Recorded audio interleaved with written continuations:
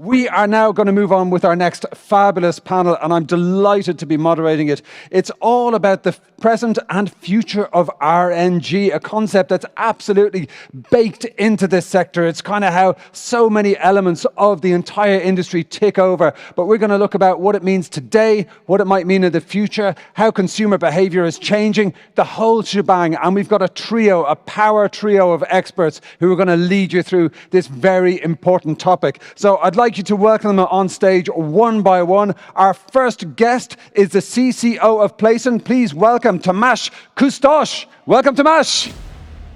Yeah, fantastic, great stuff. Thank you, Tamas. Then welcome the CCO of Rootz, Sam Brown. Well, come on down, Sam Brown. I love it. Brilliant. And rounding off our power trio, we have the CEO of 1x2 Network, Kevin Reid. Welcome, Kevin. Excellent. Okay, make yourselves comfortable, gentlemen. We are going to have a deep dive into RNG. Now, we're going to look at the current trends, where it's going to go in the future, advice for our brilliant delegates right here, the hundreds joining us by the live stream, and the many tens of thousands who are undoubtedly going to be streaming this on demand. But first, let's start in time-honored fashion with, if anybody, I'm sure a lot of people know you here, but just in case they don't, if you could introduce yourself to the room, tell them a bit about what you do, where you do it, and where you sit in the industry. And we're going to start with your good self first, Tamas. First of all, thanks for having me. And yeah, I'm Tamas, and I've been in the industry for about 10 years, half of which I spent on the B2C side of things, and then I moved on to B2B, and I'm currently Chief Commercial Officer at Playson. Excellent. Thanks so much, Tamas. Over to your good self, Sam Brown. Yeah, hello everyone. My name's Sam. I'm the CCO of Rootz, a recent move for me since June of this year. For those who don't know Rootz is a, I would say, rapid growth B2C operator with a focus on regulated markets, a focus on casino only, and 5 exciting brands and more to come. Excellent. Watch this space. I like those. I like intros that are a bit of an advertisement and a bit of a teaser as well. That's excellent. And over to your good self, Kevin. Tell us a bit about what you do at 1x2 Network. So I'm the recently appointed CEO of 1x2 Network. I've been in the company since 2012, I think it was, and I took over as CEO 6 months ago. 1x2 Network, for those of you who don't know, we are a games provider of a wide range of different gaming content. We provide virtual sports through to slots and table games and different arcade type games. And we also aggregate content. So, and I like the fact that you've also put a client right between 2 game providers. It's quite good. Yeah. You're welcome. It's how we roll. Okay, that's brilliant. Now, and congratulations, Kevin, on the recent promotion there. That's quite a hefty move. Absolutely brilliant. So we're going to look at RNG games, and we're going to ask whether slots can remain a dominant force as innovation in the sector continues to drive the sector forward. So, before we kind of look into the future, I think it would be informative to look at where we are now. So who'd like to jump in and really tell us about current trends in RNG games? Who's working with this on a daily basis? I think the clients, from an operator perspective, but I don't want to throw Sam under the bus, so I'll start. Bus for Sam. No. Obviously there's a heavy prevalence in slots in the market at the moment. There's lots of live table, live dealer games, and they've become more popular, obviously, as streaming as technologies have improved. We've noticed that ourselves in the virtual space. So as technologies are evolving, and I think the rapid involvement of technology is actually at the kind of that point that we're at the moment, where previously things were relatively stable with the exception of live dealer, and now as technologies are improving, that there's a lot more kind of new things coming to market. Okay, but do the fundamentals still apply? To Tamas, you can see, what's happening under the hood. Is there a percentage or a kind of figure that you could put on the importance of RNG games in terms of what you're doing today? Yeah, obviously, slots are here to stay is the main point I'm trying to get across when I say it's over 70% of casino revenues, online casino revenues, are done by slot machines at the moment. And this has been traditionally so, and I think it will continue to be a dominant force in the industry. Of course, there are tweaks. There's a lot of gamification going on. There's a lot of player behavior changes that happened recently. But generally speaking, a good slot machine will be always a dominant force in your casino lobby, is my opinion. Right. And Sam, where do you stand on the RNG continuum in terms of it being central, in terms of it being maybe replaced or augmented by new technology? What's your take? Yeah, I mean, it's such a crucial part of our business. It's not going anywhere. What do we see when it comes to slots? I mean, probably a common theme of today and our industry in general is regulation is heavily affecting the way that we have to work with the providers in particular, and maybe we'll touch on it today, changes in RTP settings to games and making those regulatory changes so that we can still provide engaging experiences despite let's say, some restrictive measures that are forced upon us by certain jurisdictions and regulations. And then as we, I would say perhaps to briefly summarize what do we see in slots. So from an operator side, when we see the end user, I would say in the last couple of years, the most obvious trends would be reduced session times on the games, a demand for a lot more entertainment in shorter periods of time. That's probably one of the key. And the other would be a strong focus towards the regionalization of slots. And we used to be able to service global markets relatively effectively with certain key tier one suppliers. And whilst we can still do that, we're seeing a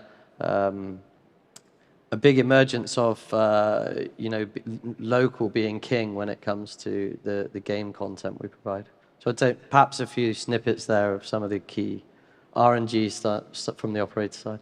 Oh, superb. I mean, you touched there the last point around localization. I think that's really interesting in terms of where these games are going. You've obviously got different jurisdictions, you've got different regulators. It's always that kind of creative dance and tension between the operator, the government, the jurisdiction, the regulator.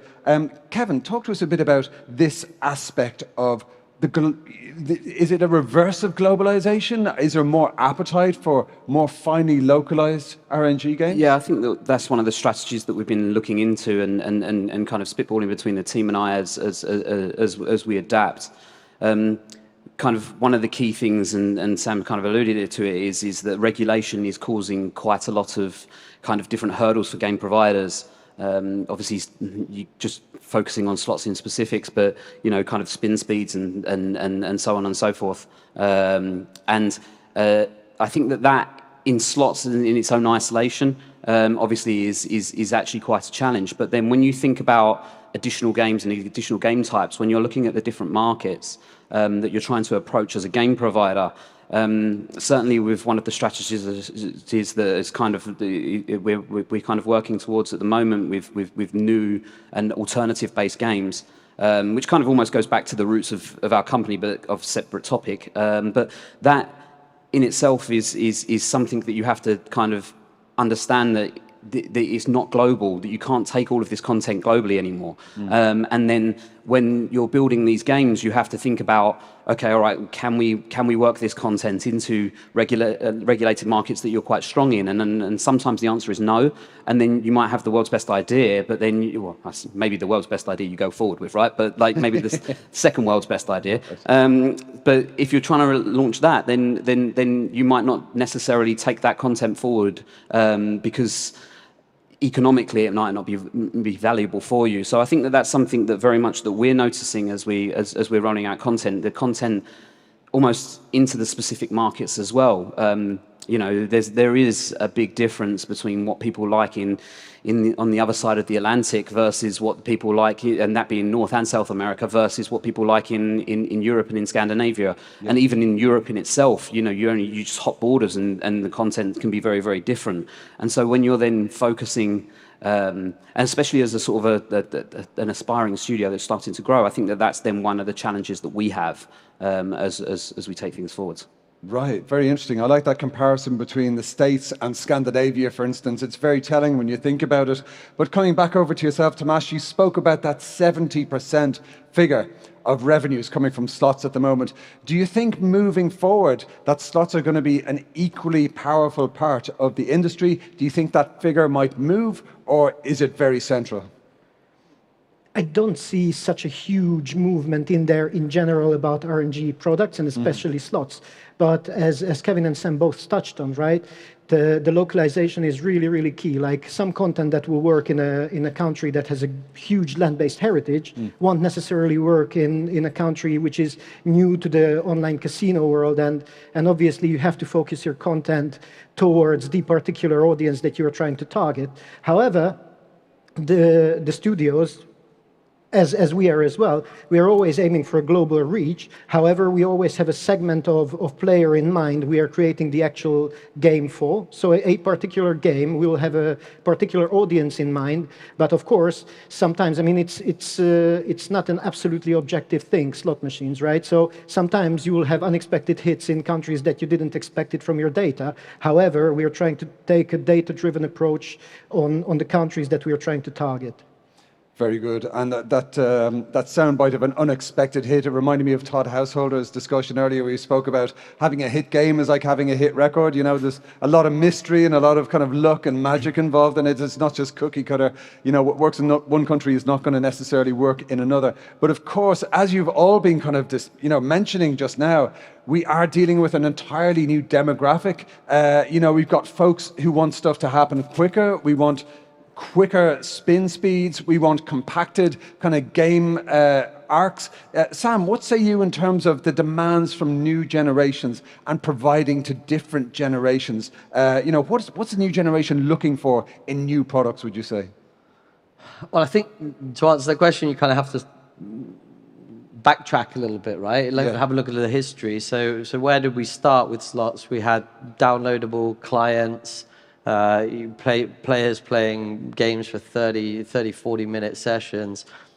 Then, you know, locked into these downloadable clients. Then things became freer, moved to Flash and instant content. Then it went mobile. And so we obviously are seeing this change in habits relating to the amount of time that people are spending. And what I think our industry did from a very dynamic perspective was the games did change quite dramatically to suit those audiences. So if you go back to the longer session times, we had consumers playing low to mid volatility slots, and then we had acquisition being done on these, you know, 3-time-a-year payout mega jackpot games.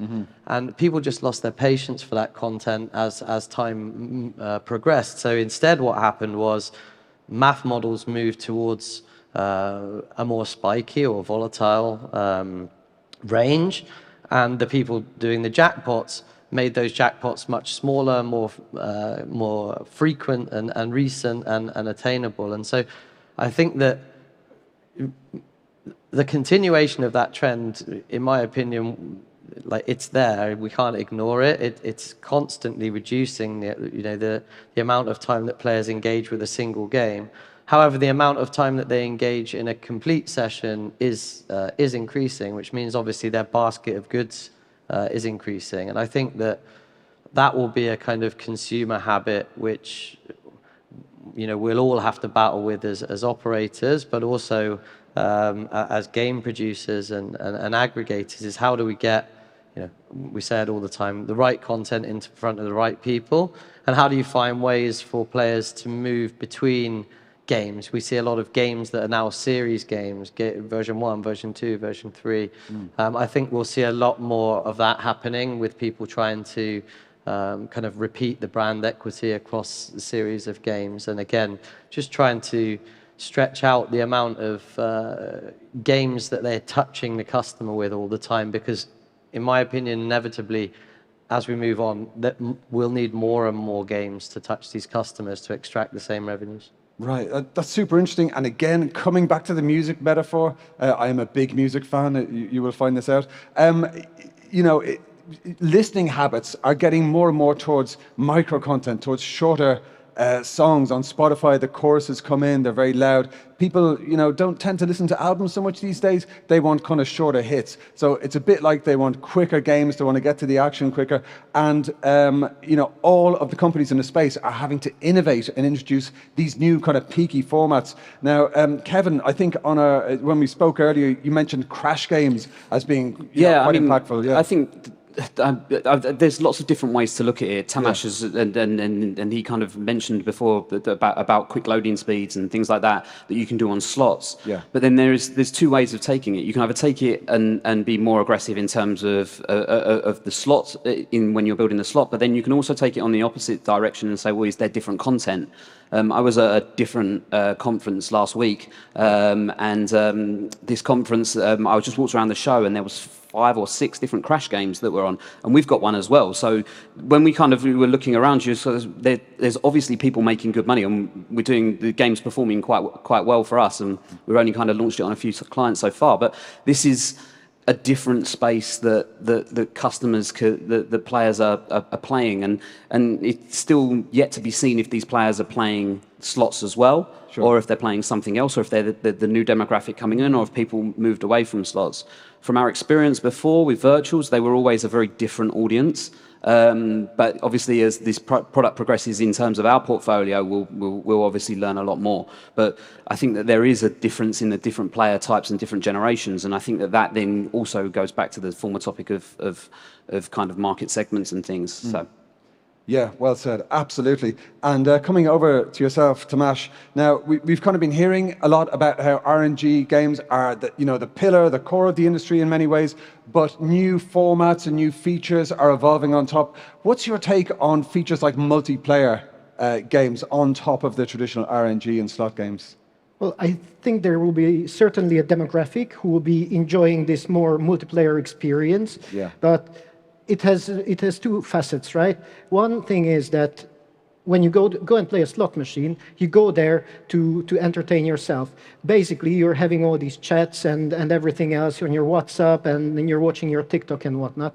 And then you go there as a form of entertainment where you want to get away and just spend some alone time as well. So I certainly think that there will be an aspect of multiplayer coming into the RNG side of things as well. However, I also think that, even if I just think of myself, how I like to play my slots is that, kids are asleep, I have 10 minutes, and I don't want to answer another email, I don't want to think about anything else, I don't want to think when I have to take my kids to school. Let me deposit 20 euros, play 100 spins on my favorite slot machine, and this is my me time. It's not because people want to be secretive anymore. I don't think it's a stigma anymore to be a casino player, but very much like an entertainment that is only for yourself. So I very much think that there is a place for multiplayer, and the younger generation liking to share everything. Of course, they will be looking into the multiplayer side of things. However, I also think that a slot player as we know it today, and it's not going to change overnight, is going there for their entertainment time that is particularly for themselves, in my opinion. Yeah, well said, absolutely. And we're going to come over to yourself now, Sam. I believe that Rootz aggregates Playson's content, and I think it's quite informative for our delegates to hear about the kind of wrapping that you put around Playson's content. So I believe you do things like cash drops, you've got tournaments, you've got multiplayer, and this is kind of a glimpse into the future of RNG gaming. Talk to us a bit about what is the Rootz secret sauce on top of content from great folks like Playson.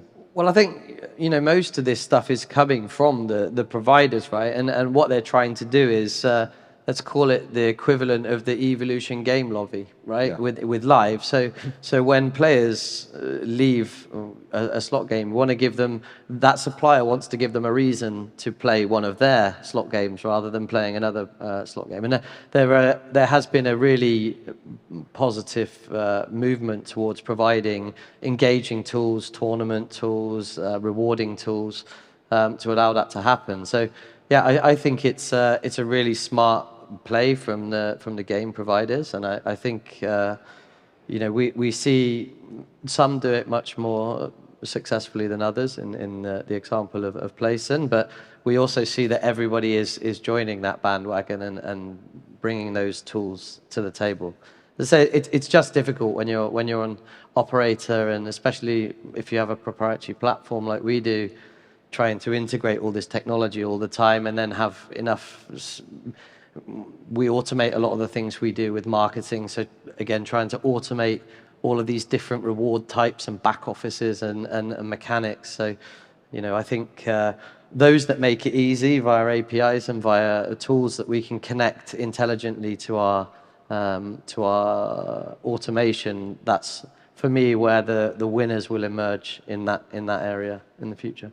Fantastic. And with 4 seconds on the clock, I think, ladies and gents, we have to thank these 3 winners for giving us a real glimpse into the future of RNG games. Thank you so much, Tamas, Kusztos, Sam Brown, and Kevin Reid. Thank you. Thanks.